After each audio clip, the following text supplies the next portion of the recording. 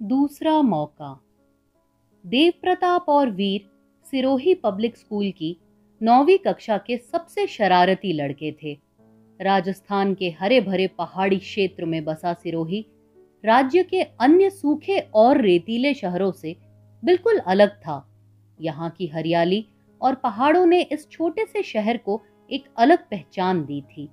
देव प्रताप और वीर अक्सर इन पहाड़ियों में स्कूल से भागकर घंटों घूमते रहते थे, अपनी शरारतों में मस्त। शहर की गलियां संकरी थी, बाजार चहल पहल से भरे रहते थे और लोग हमेशा मुस्कुराते नजर आते थे। लेकिन इसी शहर में ऐसे भी कई बच्चे थे जिन्हें अपनी पढ़ाई छोड़कर परिवार की मदद के लिए काम करना पड़ता था। देव प्रताप और वीर को इन सच्चाइयों से कोई सरोकार नहीं था। उनका दिन शरारतें करने, कक्षाओं से भागने और एक दूसरे को मूर्खतापूर्ण शर्तों में चुनौती देने में बीतता। उनके अध्यापकों ने उन्हें सुधारने की उम्मीद छोड़ दी थी और माता पिता की डांट फटकार भी अब बेअसर हो चुकी थी। हर सुबह जब वे सुस्ताते हुए स्कूल की ओर बढ़ते तो एक कमजोर लड़का राजू उनकी नजरों में पड़ता। फटे पुराने कपड़े पहने और कंधे पर एक बड़ी सी बोरी लिए वह कबाड़ बीनने का काम करता था। प्लास्टिक की बोतलें, धातु के टुकड़े और कागज बीन कर वह अपने परिवार के लिए कुछ पैसे कमाता था। लेकिन उसकी आंखों में हमेशा एक अजीब सा धैर्य और संकल्प झलकता था। एक दिन कक्षा में हंगामा करने की वजह से जब देव प्रताप और वीर को बाहर निकाल दिया गया तो वे स्कूल की दीवार पर बैठकर ठहाके लगा रहे थे। नीचे राजू कचरे में कुछ तलाश रहा था। वीर को अचानक उत्सुकता हुई। अरे राजू, तुम हमारी तरह स्कूल क्यों नहीं जाते? वीर ने मजाक उड़ाते हुए पूछा।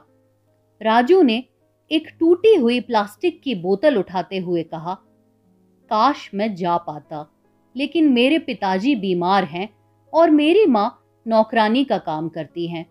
अगर मैं काम ना करूं तो घर में खाना नहीं बनेगा।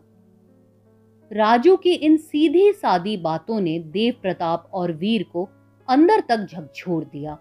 उनका मजाकिया अंदाज अचानक गायब हो गया।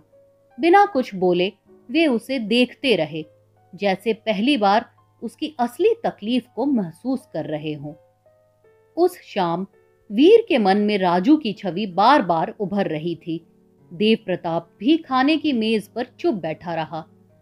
अगले दिन स्कूल में वे फिर राजू को कचरे के ढेर में झुके हुए देख रहे थे, लेकिन इस बार उन्हें उसका दृश्य हंसी का नहीं बल्कि दुख का प्रतीक लगा। कुछ दिनों बाद लंच ब्रेक के दौरान उन्होंने देखा कि एक दुकानदार राजू पर चिल्ला रहा था।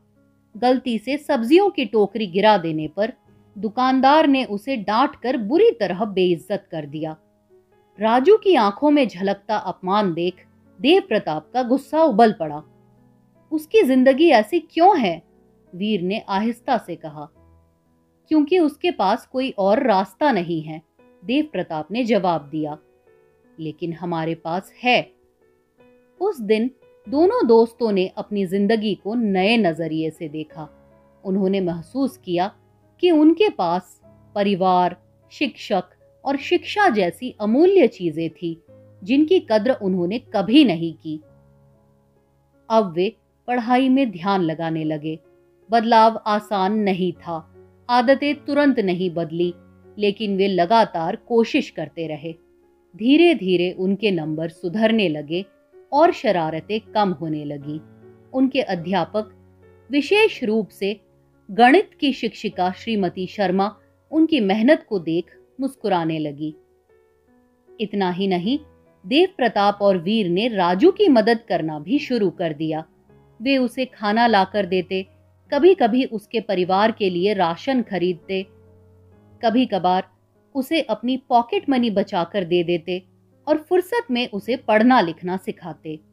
कुछ महीनों बाद स्कूल की वार्षिक प्रदर्शनी में देव प्रताप और वीर ने बाल श्रम और शिक्षा के महत्व पर एक प्रोजेक्ट प्रस्तुत किया। उन्होंने पूरे दिल से बच्चों की शिक्षा और उनके अधिकारों की बात की। जब उनका प्रेजेंटेशन पूरा हुआ तो पूरा स्कूल तालियों की गड़गड़ाहट से गूंज उठा। प्रधानाचार्य ने जब उनकी प्रशंसा की तो देव प्रताप ने कहा, हमें दूसरा मौका मिला, लेकिन हर राजू को ये मौका नहीं मिलता। यह हम सबकी जिम्मेदारी है कि हम अपने राह में मिलने वाले हर राजू की मदद करें। उस दिन सिरोही के इन दो लड़कों ने यह साबित कर दिया कि जब सहानुभूति और संकल्प मिलते हैं तो बदलाव संभव है। देव प्रताप और वीर, जो कभी नालायक माने जाते थे, अब अपने साथियों के लिए प्रेरणा के स्रोत बन गए थे। और राजू भले ही अब भी काम कर रहा था, लेकिन उसके दिल में भी उम्मीद की एक लौ जल उठी थी कि एक दिन वह भी यूनिफॉर्म पहनकर स्कूल की बेंच पर बैठेगा, किताबें खोलेगा और उज्जवल भविष्य की ओर कदम बढ़ाएगा। ऐसी ही बिल्कुल नई और शिक्षाप्रद कहानियों के लिए सब्सक्राइब कीजिए मेरा चैनल। नमस्कार।